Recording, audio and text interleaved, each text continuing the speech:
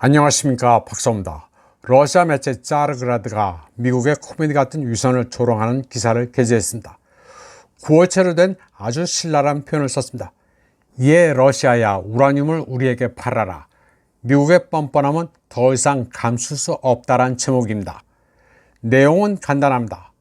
미국은 지난해 12월 자기네 동맹국들에 대해 러시아 우라늄에서 독립하라고 선언했습니다. 그런데 웃긴 것은 미국이 러시아 우라늄을 미리 충분하게 구입해 놓은 뒤였습니다. 한동안 더 구매하지 않아도 될 정도로 러시아산 우라늄을 사놓고 미국도 러시아 우라늄으로부터 독립할 테니 다른 나라들도 러시아 우라늄을 구매하지 말라는 것입니다. 미국은 지난해 사상 최대치의 러시아산 우라늄을 샀습니다. 12억 달러 규모였습니다.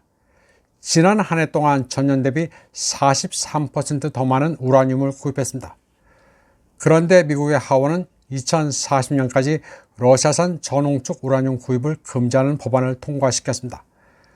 그러나 미국 에너지부 장관은 다른 원자재 공급원을 이용할 수 없거나 러시아에서 우라늄을 구매하는 것이 미국의 이익에 부합하는 경우 이 법안을 취소하는 권한을 가집니다. 지키지도 않을 법안을 통과시킨 것입니다. 이런 짓을 하는 미국에 대해 러시아는 우라늄 공급 중단 조치를 취할 수도 있지만 그렇게 한 적은 없습니다. 미국을 징벌하려 하지 않습니다. 러시아의 논리는 명쾌합니다. 돈을 버는 게 일단 국익에 부합한다는 게 첫 번째입니다. 두 번째로는 제재를 취해봐야 당분간만 어려울 뿐 장기적으로는 치명적이지 않다는 것입니다.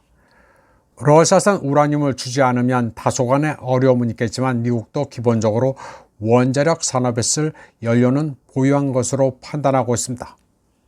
이런 가운데 유럽연합은 2월 21일부터 러시아에 대한 제재 연장을 발표했습니다. 그러나 러시아는 그러거나 말거나 신경을 쓰지 않습니다. 그리고 대응 조치도 취하지 않을 방침입니다.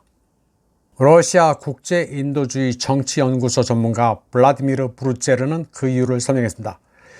유럽은 이미 아무 효과가 없는 제재 조치를 취하고 있기 때문에 거기에 대응할 필요를 느끼지 않는다는 겁니다.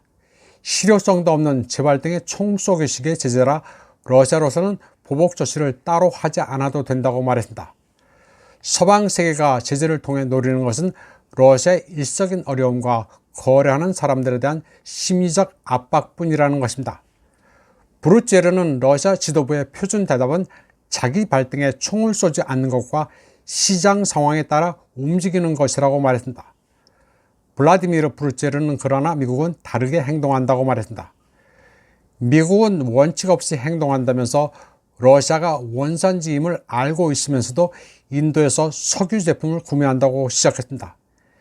인도가 러시아산 원유를 사들여 정제한 휘발유, 디젤을 미국이 사고 있다는 얘기입니다. 그런 반면 유럽 국가들은 러시아 에너지를 단절하고 미국을 포함한 다른 비싼 거래선에서 에너지를 구입하고 있다고 시작했습니다. 그러면서 세계 금융의 헌병 노릇을 하는 미국은 돈을 벌지만 원숭이 같은 유럽은 손해만 본다고 말했습니다. 이번 방송은 여기까지 하겠습니다.